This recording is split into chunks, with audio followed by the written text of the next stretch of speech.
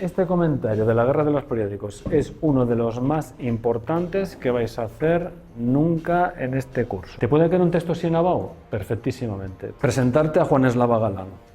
Es un profesor de historia que tiene una cantidad de publicaciones ingente. Es una firma habitual en los exámenes de selectividad y algunas de las obras que tiene son las que tienes ahí en el fondo de pantalla, con la coletilla de contado para escépticos o contada para escépticos. Habla de la historia de España, de la Guerra Civil, de la Primera Guerra Mundial, de la Segunda Guerra Mundial, de la Revolución Rusa, de. El recurso interesante es que cuenta historia de una manera anecdótica, pero con datos fiables. Yo te lo recomiendo muchísimo. La literatura se abraza a la historia no a la literatura, pero la literatura sí depende de la historia, porque la literatura siempre está relacionada, siempre, con momentos históricos, con el contexto.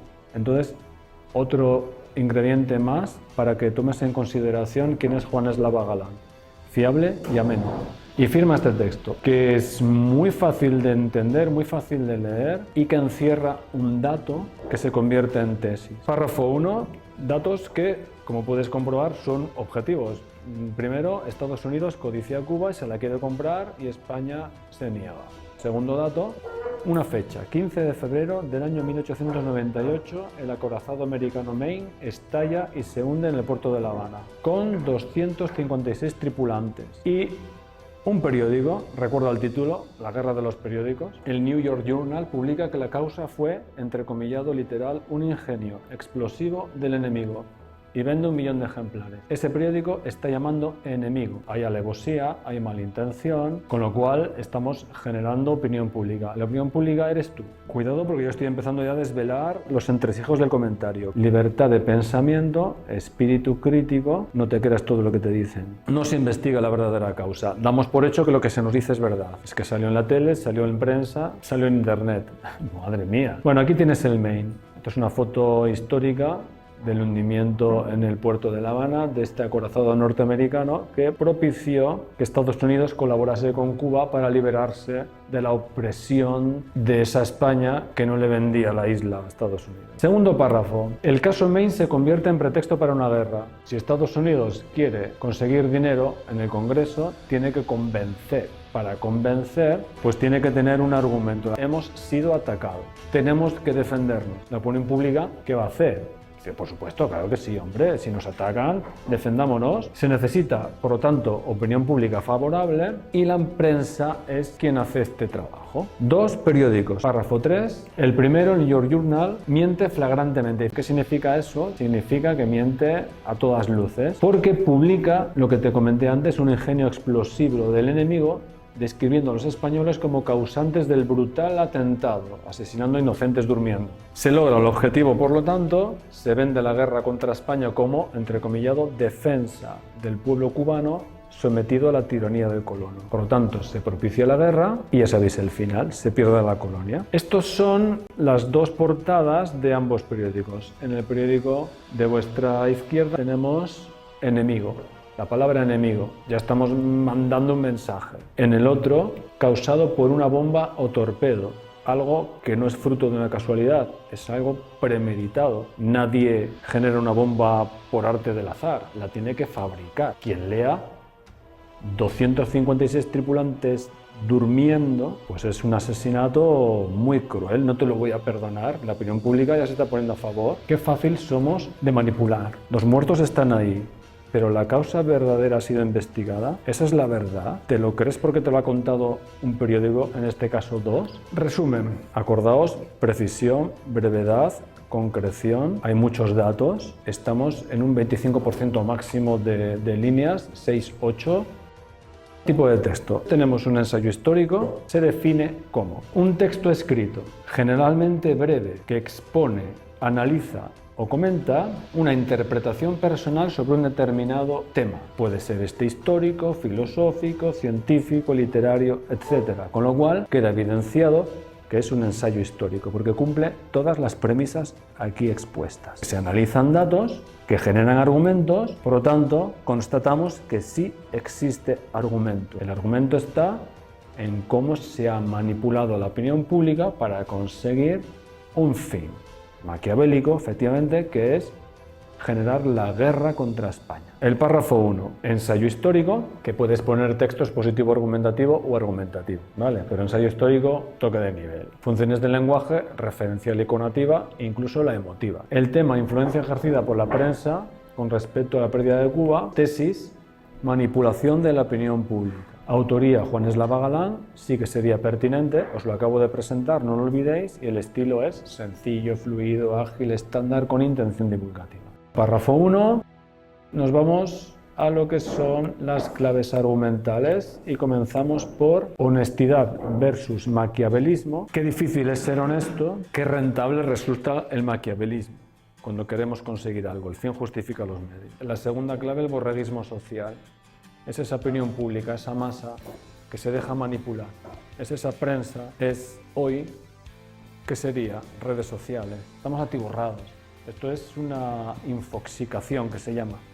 Intoxicación de información. No estamos capacitados para depurar todo esto. Entonces nos convertimos en borregos, claro, nos lo creemos todo. Forofos ignorantes o manipulados felices. Analiza, forofo, seguidor de ¿por qué sigues a un equipo? Pues yo soy del Madrid, ¿pero por qué? Porque nací en Madrid, vale. Porque vivo en Madrid, aunque nací en Albacete, vale. Porque mi padre es del Madrid, vale. O porque el Madrid ha ganado tanto que ¿dónde voy?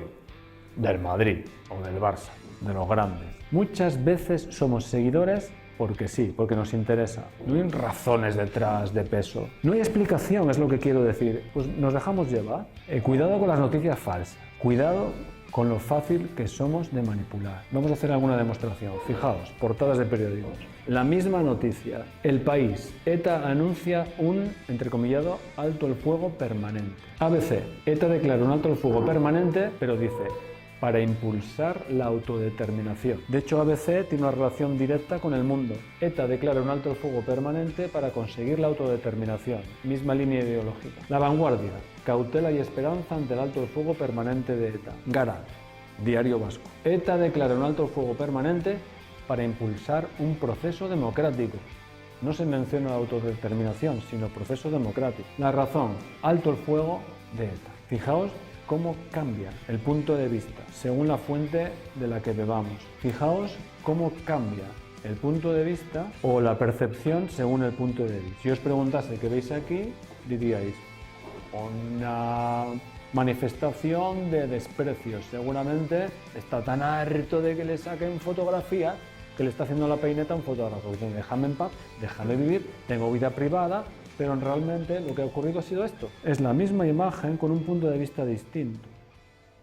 Nada es verdad ni es mentira, todo depende del color de cristal con que se mire. Y este texto habla precisamente de esto. Si en vez de publicar que un artefacto explosivo colocado con intención aviesa de noche, cuando todos estaban durmiendo, se explica que fue un accidente porque la caldera sobrecalentada no generó la evacuación de gases necesaria, un barco de vapor, y explosionó, no habría tenido la misma repercusión. Si yo te cuento esta versión, te saco de tus casillas y te llevo hacia donde yo quiero. Estoy tergiversando, estoy manipulando, estoy de una manera malintencionada dirigiendo tu pensamiento y tú te estás dejando, lo estás consintiendo.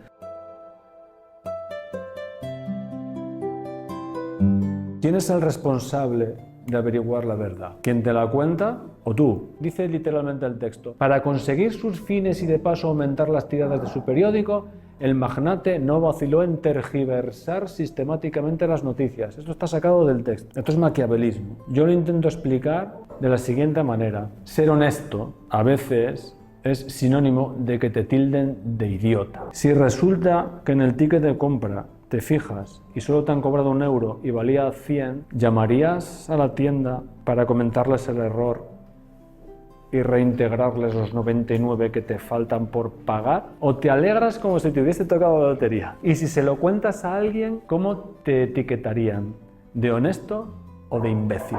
Redes sociales, los fake news. Influencers que mienten, por ejemplo, hay casos que dicen que han estado y no han estado, por ejemplo, por dar una imagen. Os conté el caso de aquel influencer japonés que a través de un filtro de Instagram se disfrazaba de chica y que por un error se descubrió que era un señor, no una chica. Él aparecía como chica guapísima. Se filtraba, entonces tenía el pelo largo, se filtraba una cara preciosa, estupenda. Claro, no era él.